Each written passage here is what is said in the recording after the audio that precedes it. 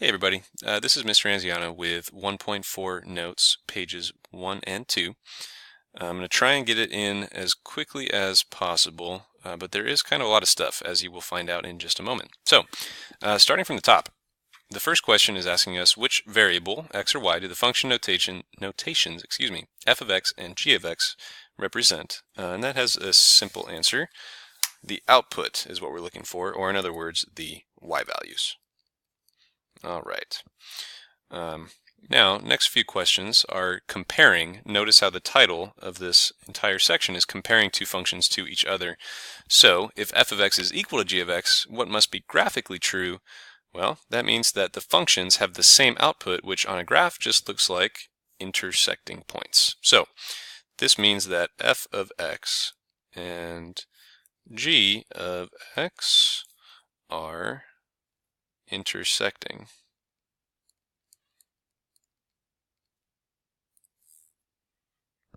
All right. If f of x is greater than g of x, then what must be graphically true? Well, it just means the graph of f is above the graph of g. The graph of f of x is above the graph, running out of space, of g of x. Okay. And similarly, if f of x is less than g of x, then we know that the graph of f is actually going to be below the graph of g. All right, so the graph of f of x is below the graph of g of x. All right. So this next question, this box, if it's not extremely clear, it's actually referring to the three graphs below. So the question is asking the two graphs, f and g, can only be compared on the interval blank because that is the interval of values where both graphs exist simultaneously. In other words, we cannot compare what's happening between these 2 points. If we look at this first graph, we don't know what's happening to the left of -4. In fact, because we have an open circle at -4, we can't really include that point in our discussion either. So what we do know is that we can compare everything between this point here and all the way up to 7. So really that interval that they're looking for there is the open interval at -4 to the closed interval at 7. So the interval from -4 to 7 is what we can actually use to compare these next three boxes. Okay, so we have f as the dash graph, we have g as the solid graph. We are tasked with finding any x values for this first part where the output at f of x is equal to the output of g of x. In other words, where are the y values the same, right? If we look up from above, when f is equal to g, what's going on in the graph? Well, the outputs or the graphs themselves are intersecting. So that's where the values are equal to one another, right? So the x values where that is happening is at -2 and 5. So those are the only two spots. X equals -2 and x equals +5. All right. Now the x values where f is greater than g, again, looking above, the graph of f has to be above the graph of g is what that notation is telling me. So that happens when the dashed graph, which is f, is bigger than or greater than or above the solid graph, which is g. All right, when is the dashed line above the solid line? We can see that we kind of have that situation happening from -4 to -2, but at -2 we can't really speak to exactly what's happening there. So I'm going to make that an open interval at both endpoints. So we have the open interval -4 to -2, but we notice that the dashed line is also above the solid line from 5 to 7. And again, right at 5, I can't really speak to exactly what's happening because they're intersecting. So that's going to be the open interval with a union symbol. The open interval from -4 to -2, union or the open interval from +5, to the closed interval at 7, we know that at exactly 7 for sure the dashed graph is above the solid graph, so we can put a closed interval there. Oh, and the lights are gone. Okay, and finally, when is the graph of f below the graph of g? Well, you're looking at the points, the interval. Again, right at the point, we don't know what's happening, so we have an open interval from -2, and then hey, we're still below the solid line all the way up to 5, and that's it. We only have one interval to consider, and that is the interval from -2 to 5, or if you wanted to write that in inequality notation, it's the points on the graph where x is between -2 and +5. All right. Now this next question is asking us, should your intervals identified above be identified as closed intervals or open intervals? Give a reason for your choice. So we kind of had a mixture, right, of both open and closed, depending on whether the values should be included or not included, right? So that's kind of going to be our explanation. We had a combination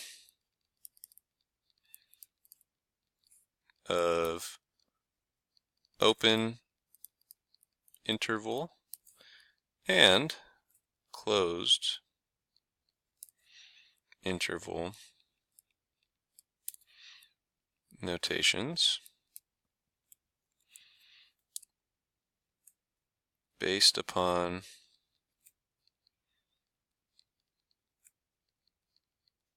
whether or not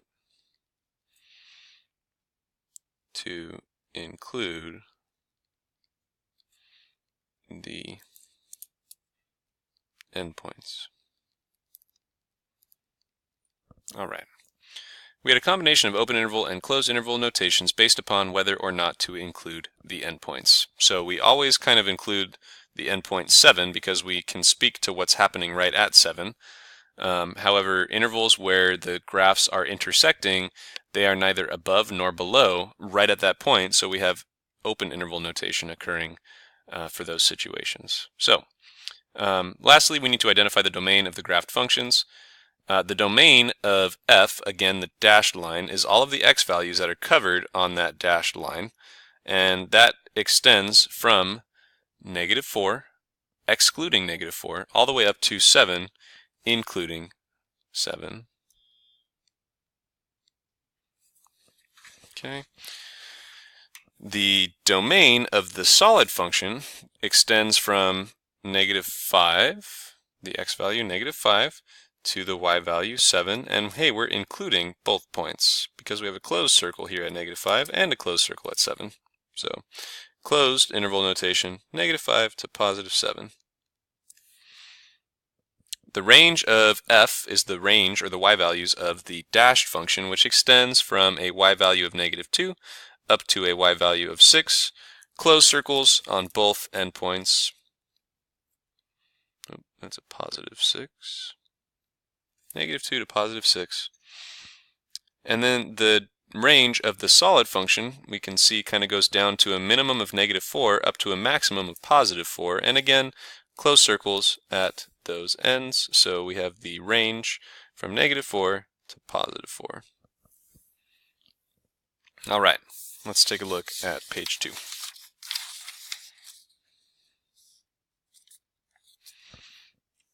F is the dashed line again, and G is the solid line. All right, so we have a series of questions again to consider, except now our goal is to actually sort of write down what they're asking us in math language, but instead using actual words. So that's what these instructions are asking us to do. The first one, we're supposed to find the values of x such that f of x is equal to 0. What that really means is, well, when f of x is equal to 0, that means that the y value is 0. So really, we're trying to find what values of x on the function f are on the x-axis. So if f of x is equal to 0,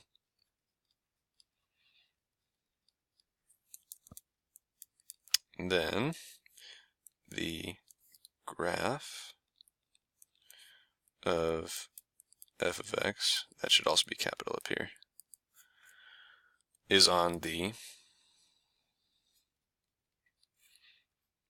x-axis. And where does that happen? Well, that happens when the dashed line, again, is on the x-axis, which occurs at x equals 1. And if we were to take this slope up a little bit further, we'd go up, let's see, we go up 1 and right 2. So from here we'd go up 1 and right 2, up 1, right 2. So at 15, no, excuse me, that says 13 there, doesn't it? Yes, it does. All right, so let's do that again. I thought that was a 15. I'm going to zoom in and refocus. All right, so this is 13 right here. So if we are on the point 11, negative 2, we need to speculate a little bit, right? We're going to go up 1 and right 2 to take us to negative 1, and then up 1 and right 2 to take us to 15, 0. So that dashed line is going to go back through the x-axis when x is 15. All right. So for this first box, the function f is hitting the x-axis when x is equal to 1 and 15. All right. Next, we're trying to find the values of x such that g of x is equal to 0. So we're looking for when g is on the x-axis. When does g of x cross through the x-axis? That's kind of what we're trying to do, right? That's a different way of saying it than we did in the first part, by just saying then the graph of f of x is on the x-axis. Now we're saying, well, when does g of x cross through the x-axis? So look at our solid function. We have a point here at what looks to be negative 4.5. We have a point at 6, and we have a point at roughly 10.5 where g is going through the x-axis. So those are my values. X equals negative 4.5, positive 6, and positive 10.5. All right. Third box, the values of x such that f of x is equal to g of x. Well, again, that's just telling me where are the graphs intersecting one another. So where are f of x and g of x intersecting?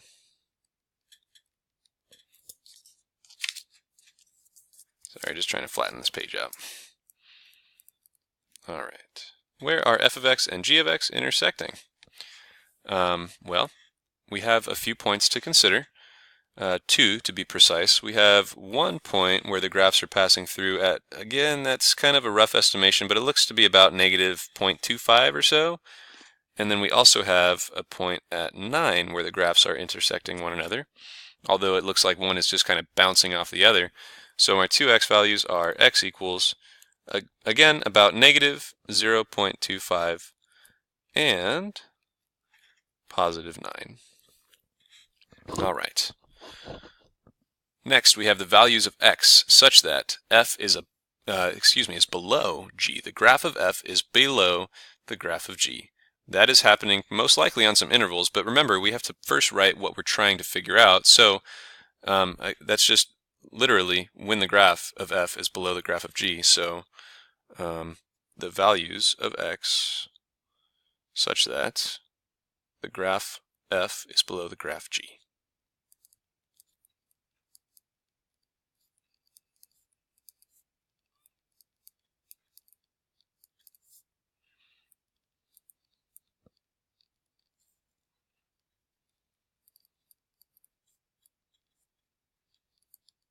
The values of x such that the graph of f of x is below the graph of g of x.